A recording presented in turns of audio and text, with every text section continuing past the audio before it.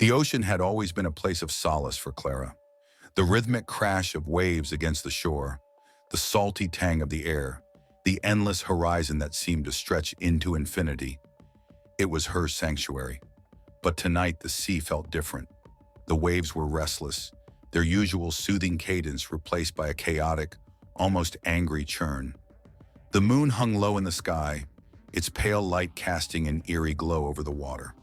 Clara stood on the edge of the pier, her boots scraping against the weathered wood, and stared out into the darkness. Something was wrong. She had come to the pier to clear her head, to escape the suffocating weight of her grief. Her younger brother Eli had gone missing 2 weeks ago. The police had called it an accident, a tragic drowning, but Clara knew better. Eli had been a strong swimmer, and he knew these waters better than anyone. He wouldn't have just disappeared. She had spent every night since scouring the shoreline, searching for any sign of him.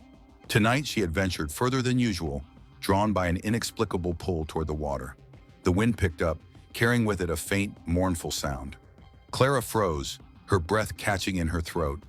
It was a song, a haunting, wordless melody that seemed to rise from the depths of the ocean. The sound was beautiful and terrible all at once, and it sent a shiver down her spine.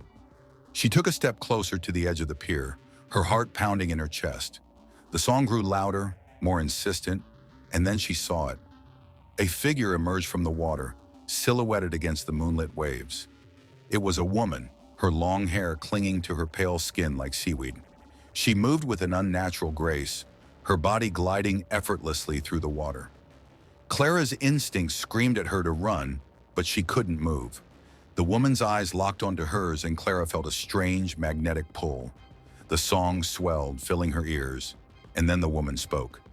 "You've been searching for him," she said, her voice a low, melodic hum. "Your brother." Clara's breath hitched. "How do you know about Eli?" The woman smiled, but it wasn't a kind smile. It was the smile of a predator. "I know many things, Clara. I know your pain, your loss. I can help you find him." Clara's heart raced. "Where is he? Is he alive?" The woman's smile widened, revealing teeth that were just a little too sharp. "Come with me, and I'll show you." Clara hesitated. Every fiber of her being told her to turn away, to run as far from this woman as she could. But the thought of Eli, her sweet, mischievous little brother, was enough to override her fear. She took a step forward, then another, until she was standing at the very edge of the pier. The woman reached out a hand, her fingers long and slender, and Clara took it. The moment their hands touched, the world shifted. The pier, the shore, the moon. All of it disappeared, swallowed by a swirling, inky darkness. Clara felt herself being pulled downward, deeper and deeper, until she was surrounded by water. But she could breathe. The woman's grip on her hand was firm, and she led Clara through the depths with ease. The ocean around them was alive with strange, bioluminescent creatures that glowed in shades of blue and green. It was beautiful, but Clara couldn't shake the feeling of dread that clung to her like a second skin. They descended further until the light from the surface was a distant memory. The pressure of the water should have crushed her, but Clara felt nothing. Finally, they reached the ocean floor, where a massive, ancient structure loomed before them.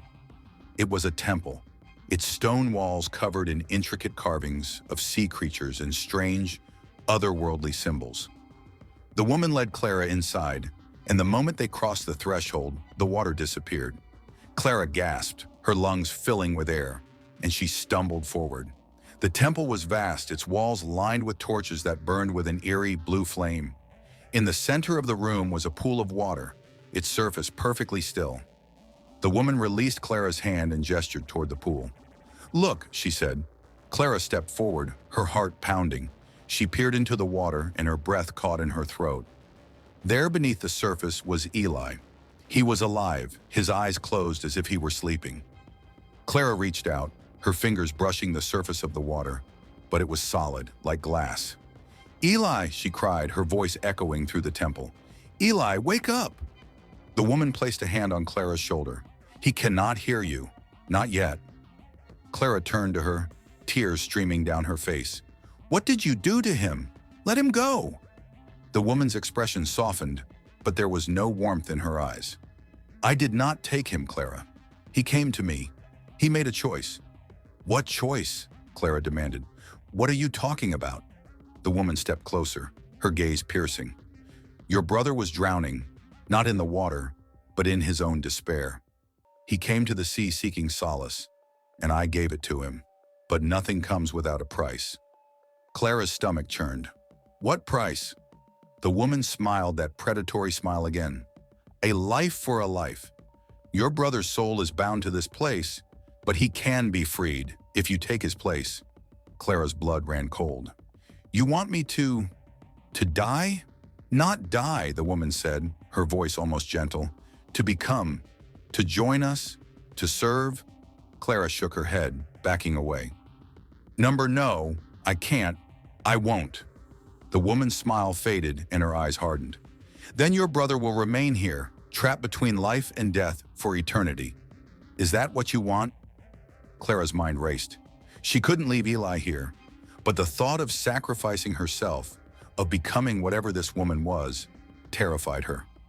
She looked back at the pool, at Eli's peaceful face, and her heart ached. She had spent her entire life protecting him, ever since their parents died.